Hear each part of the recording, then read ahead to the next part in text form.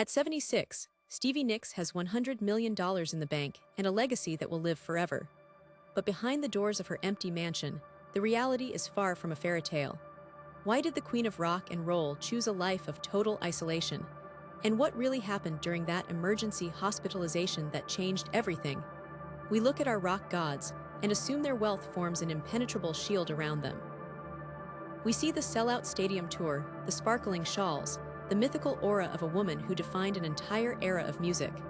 But beneath the velvet and the folklore is a stark, unavoidable truth about the human condition. Money can buy your master recordings, it can secure your publishing rights, and it can guarantee that your descendants never have to work a day in their lives. What it cannot buy, however, is immunity from time. To truly understand the modern reality of Stevie Nicks, we have to look at the massive financial pivot she made in late 2020. The music industry is a brutal, unsentimental machine, and legacy acts are currently cashing in their life's work for astronomical sums. Stevie struck a deal with the publishing firm Primary Wave, selling an 80% stake in her songwriting catalog for a staggering $100 million. This wasn't just a standard business transaction. This was the monetization of a lifetime of heartbreak, addiction, and triumph. It was a transfer of existential capital. Hits like Edge of 17, Landslide, and Rhiannon were no longer just her personal diary entries. They became high-yield corporate assets in a portfolio. The timing of this sale was impeccable, driven largely by a completely unpredictable viral moment. Remember the man skateboarding on TikTok, drinking ocean spray cranberry juice, and lip-syncing to Dreams? That single internet anomaly, perfectly capturing the escapism everyone craved during the pandemic, sent a 43-year-old song rocketing back onto the Billboard Hot 100, logging its best streaming week in history. The valuation of her catalog exploded overnight. She joined the ranks of Bob Dylan and Bruce Springsteen, who also liquidated their life's work for massive 9-figure payouts. But with that payday came a profound psychological shift. When you sell the rights to your own name, your likeness, and your ability to form future joint songwriting ventures, you cross a permanent threshold. You transition from an active, autonomous creator to a managed, packaged commodity. Yet, despite acquiring asymmetric wealth that most people cannot even fathom, her day-to-day existence has become intensely solitary. This is the first critical piece of our deep dive into the $100 million trade-off. We have to look at 3 distinct realities of her current life to understand why the Queen of Rock and Roll spends most of her time hidden away. First, consider the trauma of survival. Stevie Nicks is a veteran of the absolute worst excess of the 1970s and 80s. She has openly admitted to being the worst drug addict in Fleetwood Mac during their commercial peak, a period so destructive she literally burned a hole the size of a coin in her nasal cartilage. The doctors warned her of an imminent brain hemorrhage, leading to a desperate stint at the Betty Ford Center. But wait, the story pivots to something even darker. Just when she kicked the cocaine, a psychiatrist prescribed her Klonopin, plunging her into an 8-year tranquilizer addiction that she claims stole her prime years. She lost nearly a decade to a chemical fog. Surviving that level of abuse leaves a permanent psychological scar, fostering a hypervigilant approach to health in her later years. She knows exactly how close she came to the edge, and that lingering fear breeds isolation. Second, there is the gilded cage of extreme fame. When you're Stevie Nicks, you cannot simply go to a grocery store or grab a coffee. Your environment must be tightly controlled, surrounded by assistants, managers, and security personnel. The wealth creates an invisible but impenetrable physical barrier between you and the rest of humanity. Third, the catalog sale itself fundamentally alters your relationship with your own art. Primary Wave now partners on her marketing, branding, and digital strategies. Her legacy is secured, but the ownership of her own soul's work now belongs to a boardroom. This combination of survivor's guilt, extreme fame, and corporate commodification creates a deeply lonely, isolated reality.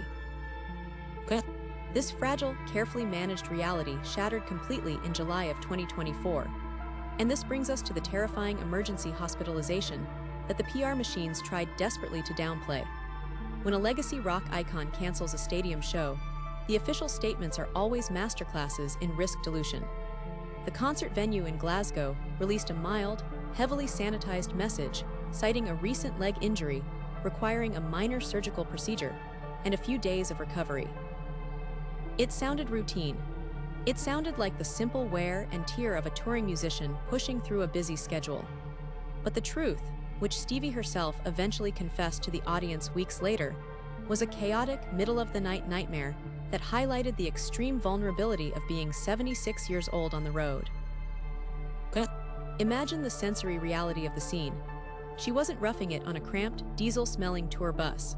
She was staying in an actual Scottish castle, an imposing stone fortress that stood as a testament to her immense wealth and untouchable status. But no amount of medieval architecture or modern luxury could stop what was happening inside her own bloodstream. A mysterious, aggressive bacterial infection had taken hold of her leg.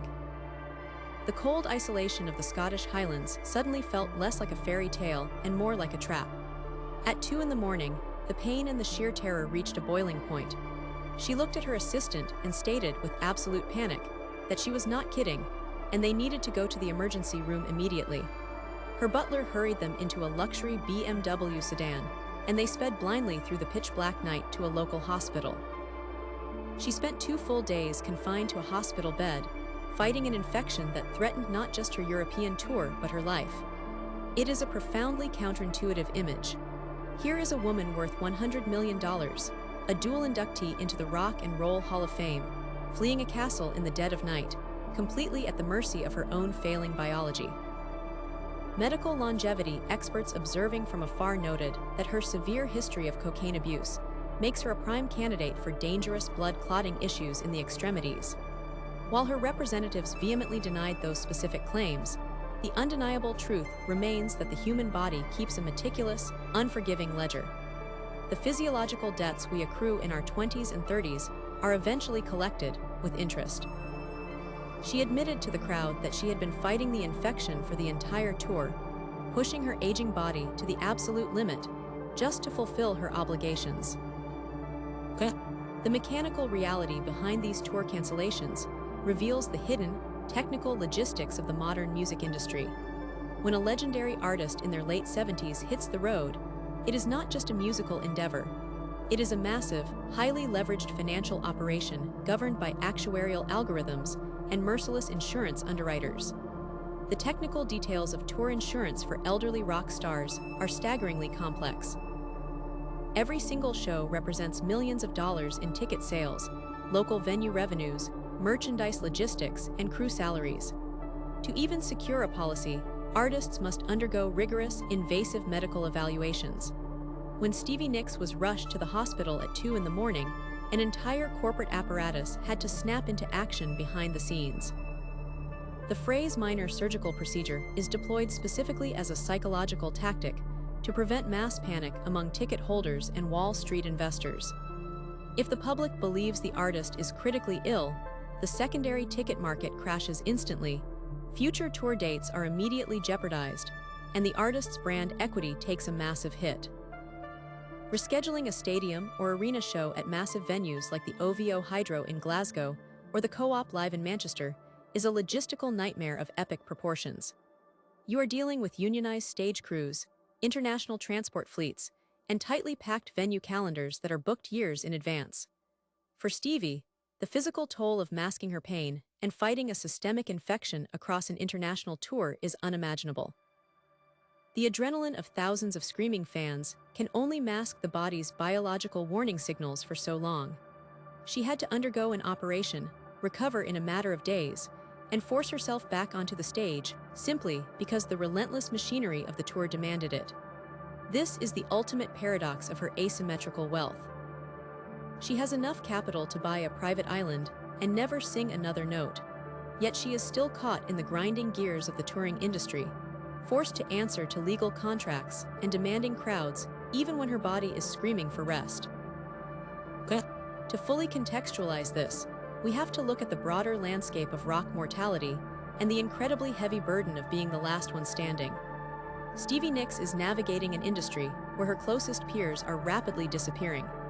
The most devastating blow came in late 2022 with the sudden, tragic death of her Fleetwood Mac bandmate and closest confidant, McVie, who suffered an ischemic stroke.